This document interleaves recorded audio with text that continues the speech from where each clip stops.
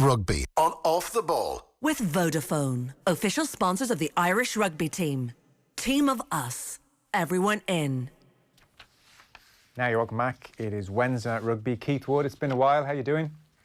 I'm great, Joe. Thank you. How are you? I'm very well. It's great to have you with us. And we have alongside you, formerly of Dungannon, Ulster, London Irish, Castra, 32 caps for Ireland, British and Irish line twice in 97 and 01, Player of the Tour in 97, injury, enforced retirement, unfortunately, before the age of 30, but now making his way in the coaching game in a big ways at Brive at the moment, in the top 14. Jeremy Davidson, it's great to have you with us. Thanks for the time. Hi there, great to be on. Great to hear some dulcet tones from Ireland again. Keith Wood, Jeremy Davidson, tell me about him, sum him up. Well, he's looking particularly French at the moment. That's what the first thing I'd have to say. Jeremy Davidson, I don't know when we first played together, but we was that all the way back to 94 on the tour. Yeah. Jeremy, we were on the tour in 94. And he was a good player, of course. And then he goes on a Lions tour in 97. And to be honest, he sets the world alight. And I thank my lucky stars. I probably owe him a pint every time I see him, because he plucked every dead duck I threw at him on that whole tour, you know. And yeah, it's amazing. I was coming back from an injury, and my throwing was never the best, but my confidence was fairly low going into that tour. And knowing that you had Jeremy in the middle, and there are a couple of truly outstanding catches that he caught one-handed that should have hit somebody else in the back of the head, but he plucked it out of the way. But that was only one part of it. That was the great part for me. But it was his ball carrying.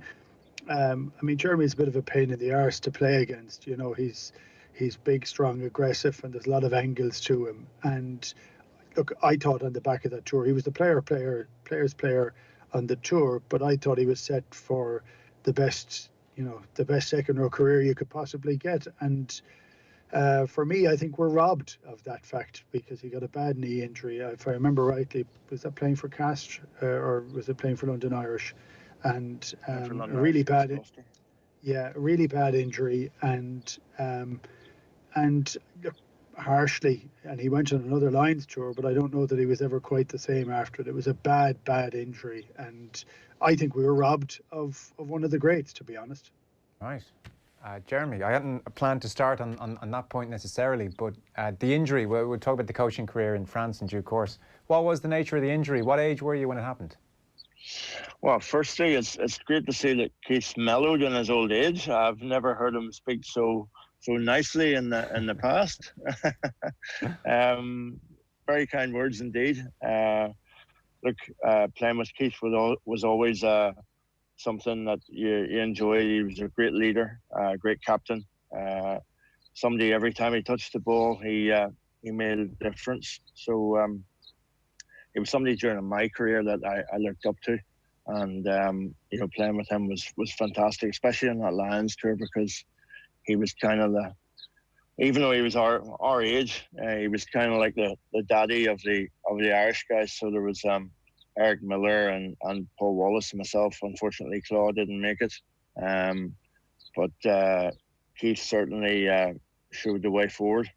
In terms of injuries, I was pretty unlucky with a knee injury, but I'm thankful for what I got out of my career. There's a lot of guys who finished a lot earlier in their careers and possibly had a lot more to give in the game.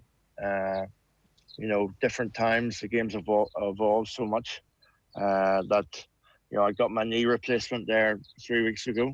And that's probably from being stubborn and continuing to play through years where I probably shouldn't have been playing. But, we're very, very lucky to have played together and look back on some great memories. So how did you get through the games, post knee injury when you shouldn't be playing? Is it painkillers? Is it bandaged up? Is it playing through incredible pain at 60, 70, 80% of what you could have been? Is that kind of how you survived for the extra few years?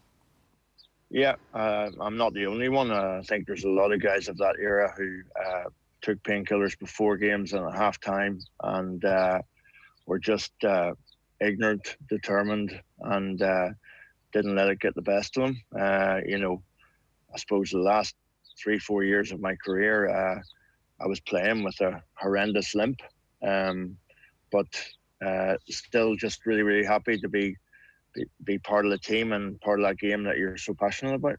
And were you able to put in decent performances? Don't know if I'm the right person to ask. Yeah, I suppose if you're still in a professional rugby team, then you obviously merit your position. I think I probably should have retired a bit earlier. I would have liked to have performed better. I think any professional player wants to perform to the best of his ability. However, those days are gone now, and thankfully players are well managed. The medical teams are a lot different. There's more emphasis on player welfare, and I think it's a very important part of the game. And how did you injure the knee? In a game, presumably at some stage? Well, it was just after the Lions tour. We were playing. I was playing for London Irish. It was a Sunday game on TV at Kingsholm, and laid a decent second row. I think he was called Rob Fiddler, and he put me under a lot of pressure in the air, and they took me out. They took my lifters out, and so I went from probably about 3 meters in the air down on one knee, and unfortunately it ripped all the ligaments. I got up and tried to play on, and obviously couldn't. But that's just one of those things, the game was different then, and it's a contact sport. You've got to take the rough with the smooth. They seem anyway like they were two of the great tours of the modern era, really enjoyable. Obviously the success in South Africa, and then, I think, Keith, you often say 01 is still a bit of a regret because you had a great chance to win that tour as well.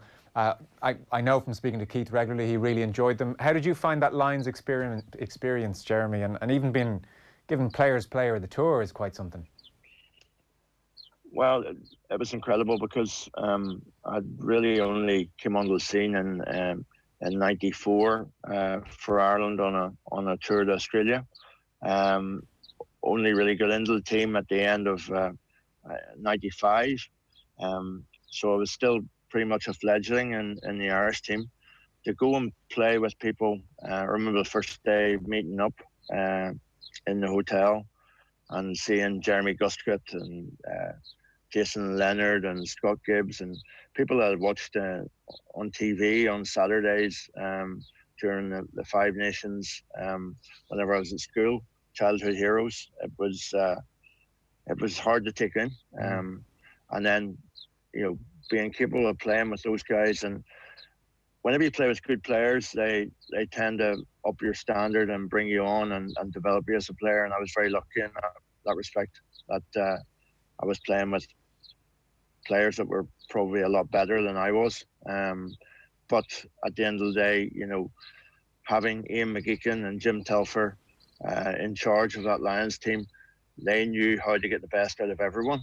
They knew how to create that melting pot between all the countries and make sure there was no cliques, make sure that the best players got there on merit. And I think that's why it was so successful. Keith, you'd echo that, I suspect. Yeah, I would. It was funny. I looked at it. I don't know whether this is right or wrong, Jeremy, but you were kind of like a protege of Willie Anderson from the same club, and I know he coached at different times through it, but I think it was a shock for a lot of the other players when they got an insight into the manner in which Jeremy trained. There was no difference from training to playing. And a lot of these guys were used to hard training and stuff, but I think yours, by dint of the performance of the training sessions, is what got you onto the team. I mean, there were other players. You were definitely not in line to be picked. There were a lot of other guys who had done some serious stuff before you, and would have been in line and would have thought that they could have. I don't think they thought it after the first 3 or 4 training sessions where they got roughed up a little bit, and because we did as we always did. We kind of got stuck in, and it was funny. I go back to 2001 a little. It was like you were raging against the dying of the light. You were training incredibly hard. You were limping. You were playing pretty well, but not able to get to the heights that you had before. And the only element that I would say in terms of that, I'm sad for that, and that's fine, kind of looking back at it. But I do think there's a high level of pride that I'd still have for how you reacted to a bad injury. Was okay, you fought and then you stopped, and you think you should have retired earlier. Maybe that's true, actually. But you then grunted every single bit, all the stuff that had got you on the rugby field, got you onto the coaching field as well, because you weren't shy about going through all the hard yards and that. And by going to France, I think you put yourself under huge pressure to deliver when it's very, very awkward, and yet you're still at it. I mean, you're nearly French at this stage. Not quite. How quickly, I mean, you're very philosophical there, the way you said the game owes me nothing, and lots of players have shorter careers than you did. How quickly, as a young man about to turn 30, with, you know, admittedly 2 Lions tours and 32 caps in your Ireland, but still the sense it could have been better. How quickly did you park the disappointment and manage to say, okay, you know, take that philosophical approach that you have now? Was it pretty easy to do, or a couple of years of anguish, maybe? It wasn't always a level kind of playing field. There were days where you thought, I'm gonna go to the gym and I'm going to train and I'm going to start playing again, which was completely ridiculous. Whenever I coached at Dungannon, the chairman of rugby, I told him every year for 4 years to keep me on the playing roster, just in case we're in a relegation battle and had to do something, which was completely ridiculous as well, because I could barely walk, never mind run. But you know, you always keep a small memory of the past and wanting to get out in that field, because there's no substitute for the changing room, for the build up for games, for training, for the preparation, for, you know, coaching. Substitute the best you can get. I'm still involved with my passion in life, and I thank myself every day. I pinch myself every day I get up. But it was a hard moment to pass, and now more and more you see that players are suffering from mental health issues and the end of their career because they possibly haven't had the guidance that they needed to get their career sorted. I was very, very lucky in that Dungannon came to my bed in Belfast when I was struggling with my knee and my back after the end of my career, and basically demanded that I start coaching. I didn't want to coach rugby. I wanted to get away and do something different. I wanted my life, my family, not to be slaves to a rugby club. You know, every 3 nights a week and at weekends at the rugby club all day. I wanted to do something different. And after my first training session at Dungannon, that all changed because I went out in the pitch and I didn't see back in that day, it was quite long. I didn't see the 2 hours pass, and it was really enjoyable. So I was kind of lucky from my transition from professional sport into coaching. Well, that's fascinating. So kind of a 180 in the space of one training session. Absolutely. I'd hoped to go into some type of business. I'd done European business studies at university. I'd done French at university.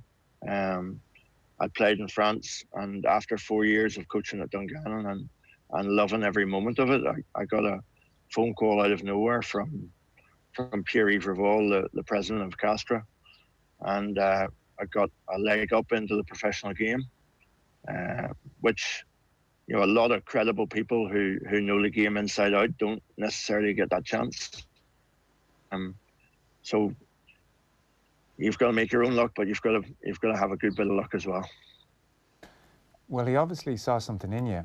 And for people vaguely au fait with how you're going in France, I'll sum this up. You can fill in the details then. But you spent 8 years with Aurillac in the French second division, and by all accounts, did a very good job there and held things together there, and budgets aren't what you would like, I'm sure, at that level. And then you got your chance with Brive, and in your first year, you got Brive up into the top 14, promotion to the top 14. And we are in the midst of your second season, and obviously events have intervened, but things seem to have gone quite well. You're 10th in the table, clear-ish of relegation, within touching distance maybe of the playoffs. I'm sure it's a year of trying to stabilise things, but from the outset, that looks like things are going very well. I see you've signed a contract to stay at Brive now till 2023, so I think I've given you the Wikipedia version. You can give us the lived reality of all that.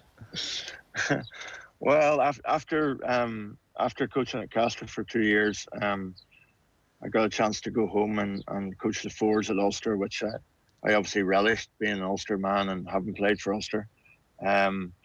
Thereafter, I went to Aurillac for 6 years. And we had the smallest budget in the league at that stage. So I kind of got a good link with Clermont-Ferrand and brought through a lot of their academy players. My kind of philosophy at that stage was that, you know, if we didn't have the money to buy the big, powerful players in France, we had to, you know, change tact and bring them through and let the youth of tomorrow play week in, week out, and make them better players and develop our own, which was kind of a model that worked well for us at Aurillac. We got to 2 semi-finals and a final of the Pro D2, unfortunately missing out in promotion. But at that stage we had the smallest budget every year out of 16 clubs. So that was reasonably successful and a very, very enjoyable time. It was very fulfilling to be able to give young kids that came out of academies age 22 and give them a wee bit of light at the end of the tunnel to play professional rugby and have a career. Thereafter, I moved to Bordeaux for a year, which was enjoyable, but it was difficult because I was working with a guy called Rory Teague, who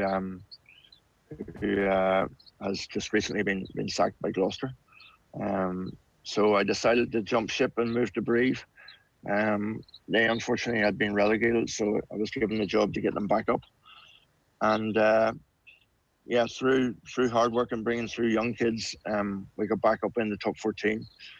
We beat a lot of teams last year, a lot of the big teams like Bordeaux, Lyon, Toulouse, etc. at home, and stayed up. So this year, after 2 years, our average age has gone from over 30 to 25, and we're building towards the future. We know our place in French rugby is a club that's going to bring through young kids and talent, and we're not going to be able to keep all of the young kids that we bring through. But there's nothing more fulfilling than adding value to players and giving them a right start in professional rugby. French rugby is based a lot on values, you know, honesty, determination, pride, solidarity. So Brive, thankfully, have a huge part in French history. They won the European Cup back in 1997. 7, I think, yeah. 1997. And they have a huge place in French rugby. You know, for example, there's 47,000 people in the greater community of Brive, and every home game we have an average crowd of 10,500. So it just kind of shows the kind of vocal support that we get week in, week out. Joe, I was just going to say, we went down with Off the Ball to Brive to a Munster game a few years ago. It was amazing because all the local suppliers, food suppliers, were waiting for us in the airport. So we almost had a festival before we actually got in there, and it's the most incredible market. I played against that Brive team in '97 in the quarterfinals for Harlequins. We got beaten down in Brive, quarters or semis. VR and Cara were unbelievable wingers. They did incredibly well. They were a really cracking team. They fell off the face of the earth there for an awful long time. But For you, Jeremy, does it bringing the young kids through? Does that really bring your level of coaching up and off that higher? Do you think you're improving hugely as a coach because you can't rely on huge forwards to carry it over or big Galacticos to win the matches for you? Do you feel that you're a coach's coach in many respects? I think it brings it all back to basics and what rugby's all about. Rugby's not about, even though Toulon proved that with a star-studded team, they could win the European Cup 3 years in a row. But having a big checkbook is not everything. Having team spirit, having guys that want to work for each other, building a good culture within a club, guys developing people from the region who want to play for the club and want to stay here. Having a fanatical fan base, even though we go up against Racing and Clermont, who have 4 or 5 times our budget. That's kind of what rugby's about, and I'm glad that we've kept those values, and I'm glad that that's where we're about. In terms of coaching, it's a lot more fulfilling to bring through young kids, see them develop, playing maybe 5-6 games in top 14 next year, and then being a starter the year after. It's far more fulfilling as a coach, but I think the most important thing for me is to be a student of the game. Once we think, I think I've seen coaches in the past, once you think you know it all, it's game over.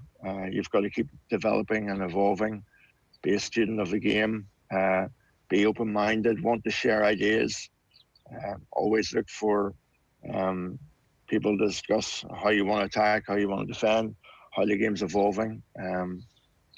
Go look in New Zealand what they're doing over there, or South Africa or Australia. I think it's really, really important that coaches have an open mindset now. In the past, rugby was far more directive. Coaches told you what you had to do on the field, and we went and did it. We didn't ask questions. And now there's a far bigger emphasis on pulling the answers out of the players rather than pushing. So we ask more questions. We try and get more leadership groups. We try and improve our tactical awareness, our strategic awareness, and how we do everything. Because, Friday Night Lights, whenever the lights go on, we don't really have anything to say. It's the players that have to really put what we've trained all week into practice. You're obviously a Francophile as well, and like the lifestyle over there. And for people just listening who can't see you, Keith and I can see you. You're outside, and yet there's no hint of wind on the microphone, so it looks like a beautiful, still French evening. There's a yellow kind of sun hitting you. We're drenched in rain for what feels like the last 5 years, even though it's about 3 weeks. Tell us a bit more about Brive and life in Brive. Brive is a wonderful town. It's got a beautiful central area, which is all pedestrian, which in the summertime is fantastic. It's full of supporters, and as Keith said, there's a wonderful food market here in the centre of town, which specialises in wine and foie gras, duck breasts, anything to do with duck, and mushrooms and truffles. Wonderful restaurants. Brive has been called the Little Bordeaux in the past because there's a really big tradition of good restaurants and good bars and eating out, and people kind of have a bit of a decadent lifestyle. A rugby coach, you don't, because we've got long hours in the office, and most of my time is spent at home if I'm not at work. But it's a wonderful place to live. It's in a bit of a cauldron. So in the summer, it get very, very, very hot. And in the winter time, you never get any snow. So it's a wonderful climate. It's great. Every day, no matter where you are, you know why you get up in the morning and why you work hard, because everybody's so passionate about the game. You know, you'll meet a granny in her slippers if you're at the petrol station or the bakery, and she'll give you a rundown on the game from last week or the latest recruitment. So it really is humbling to live in Brive and be in contact with such fantastic supporters. Well, that sounds amazing. Which makes my next question maybe seem a little silly. That does sound amazing. What about inklings to come and work at provincial level at home, or, you know, you're building quite the CV. Have the IRFU been in touch and said, let's keep in touch, Jeremy, let's keep talking, anything like that? I think it's very, very important in life to be successful away from home before really getting a chance back at home. You know, sometimes people are too quick to jump at jobs, and they're maybe not right. They maybe don't have the experience or the ability to take a step back and analyze the situations properly. I'm very, very keen to stay in France as long as possible, keep learning. I'm loving my job in Brive at the minute. I've signed till 2023. I've got an awful lot to learn about the game still, and I'm keen to do that. Unfortunately, lockdown stopped me from going back to New Zealand this summer.